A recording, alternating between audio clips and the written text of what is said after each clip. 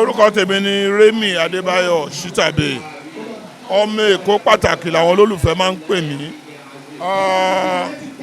A wà níbi ijọ́ mẹ́jọ ìpapòdà èèyàn wa ẹni wa Alhaji Nurudeen Babatunde Omidina tí gbogbo wa mọ̀ sí Baba Suwe, the great comedian. Pèmí ṣe máa ń pè nìyẹn, the great comedian. Kò sẹ́ni tó wù kí èèyàn ẹ lọ, kò wù wá kí olóògbé lọ, ṣùgbọ́n inú ọkọ̀ ni gbogbo wa wà. Boa TV. You're watching Boa TV. Kindly click on the subscribe button and the bell beside it so you get notified when we drop new videos. Thank you.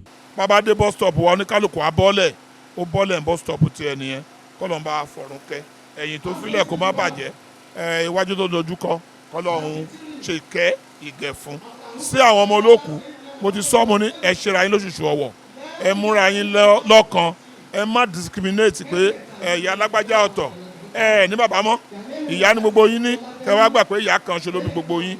Káwọn ẹbí náà dẹ̀ jẹ́ káwọn ọmọ yóò unite, káwọn ẹbí kó má dà wọ́n rú. Baba Suwe ń ṣe mílíọ̀nìyà, gbogbo alamọ̀ kó ṣèrè olówó lọ́wọ́, kẹ́nìkan rí mi báyìí kó ní mílíọ̀nìyà ni mí.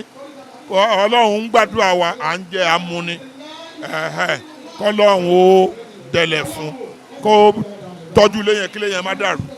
Àdúrà tèmi nìyẹn. Nílé ò bá ti dàrú, wọ́n á immortalize orúkọ bàbá wọn. Orúkọ bàbá ọ̀dọ̀ lè parẹ́, iṣẹ́ tó ti ṣe é lẹ̀ ò lè kú. Ẹ wo wọ́n ṣe ń gbé gbogbo fídíò ẹ̀ káàkiri lẹ́nujọ́ mẹ́ta yìí. Gbogbo fídíò tó ti ṣe láti 10, 20, 30 years ago, gbogbo ẹ̀ náà dà sórí net. So ìdí èyí òṣèré kì í kú, òṣèré máa ń papòdà ni. Iṣẹ́ ọwọ́ ẹ̀ tí mo máa fọ̀ bóyá rí nìyẹn.